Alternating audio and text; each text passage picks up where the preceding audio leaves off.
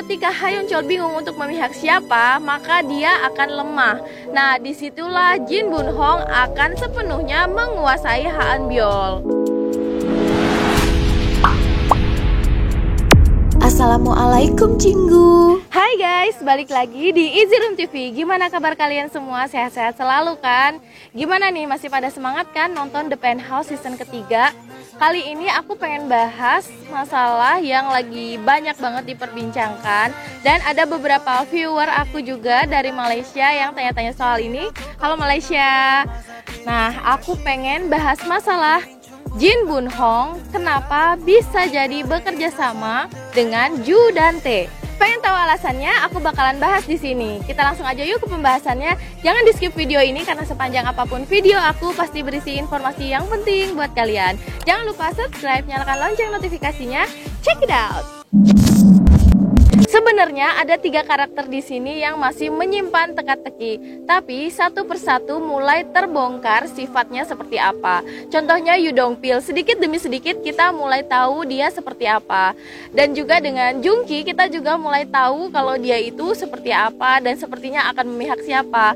Tetapi yang jadi pertanyaan di sini, kenapa Jin Bunhong yang awalnya menjadi informan dari Logan Lee berubah pihak menjadi Ju dan Tae? Dan aku mencari-cari teorinya, kemudian aku menemukan sebuah teori yang sepertinya masuk akal untuk menjelaskan masalah ini.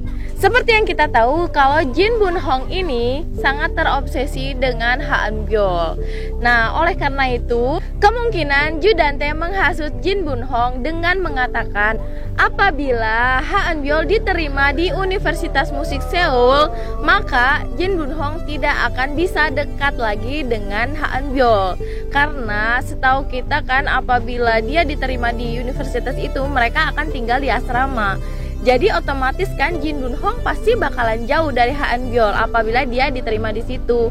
Belum lagi akan ada kemungkinan Hanbyul itu akan bertemu kekasih dan lain-lain yang akan menghalangi Jin Bunhong untuk bisa hidup bersama Hanbyul. Ju dan Tae melakukan semua ini demi Seokjung karena Seokjung pernah bilang kepada ayahnya tersebut dan memohon agar dia bisa masuk di universitas tersebut.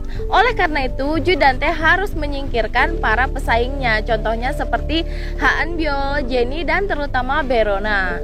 Itu menjadi salah satu alasan kenapa Jin Bunhong bisa bekerja sama dengan Ju dan Tae. Yang jadi pertanyaan sekarang, kenapa Jin Bunhong memasukkan handphonenya Berona ke dalam saku Hanbyul? Yang pertama mungkin karena agar Hanbyul tidak lolos dalam audisi tersebut, dan mungkin saja Jin Bunhong berkeinginan untuk menyingkirkan Hyeonchol dari kehidupan Hanbyul. Karena seperti yang kita tahu, Hyeonchol adalah ayah dari Hanbyul dan Berona.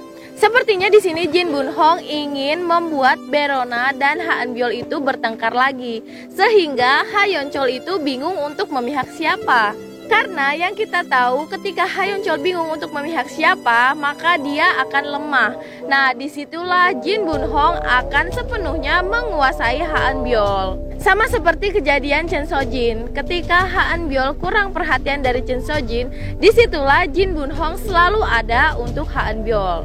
Sehingga lama-kelamaan posisi Chen Sojin bisa tersingkirkan dan tergantikan oleh Jin Bunhong. Kemungkinan untuk Hyeonchol juga akan jadi seperti itu. Jadi itulah alasan kenapa Jin Bunhong bisa bekerja sama dengan Ju dan Tae. Karena Ju dan Tae ingin membuat hanya Seokjung lah yang dapat lolos di audisi tersebut.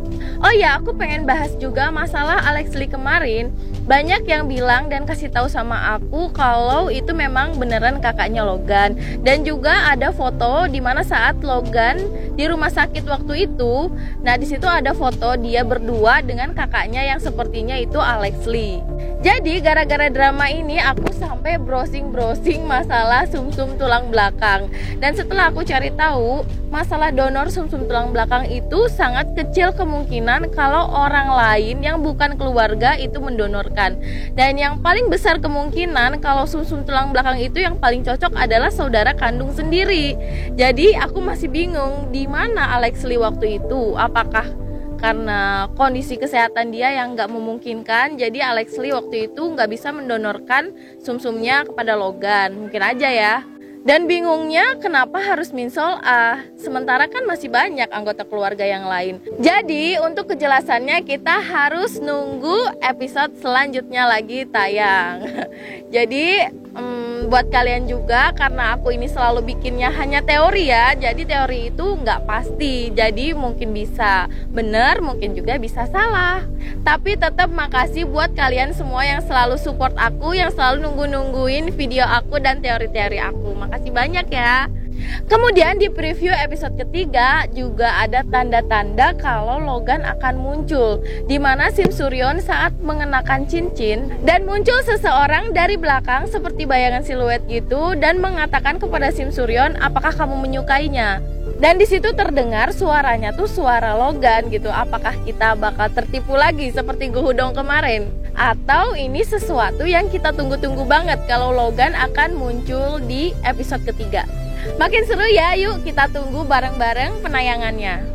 Oke, itu dia tadi pembahasan tentang isu-isu yang sedang ramai banget diperbincangkan tentang The Penthouse season ketiga. Mudah-mudahan dapat membantu kalian dan makasih banyak yang udah selalu nungguin video-video aku. Kalau ada teori-teori lain atau masukan-masukan lain menurut kalian, kalian bisa komen di bawah. Segitu aja dulu dari aku, jangan lupa subscribe, nyalakan lonceng notifikasinya. Sampai ketemu di video aku selanjutnya. Krom, samsap, nidah.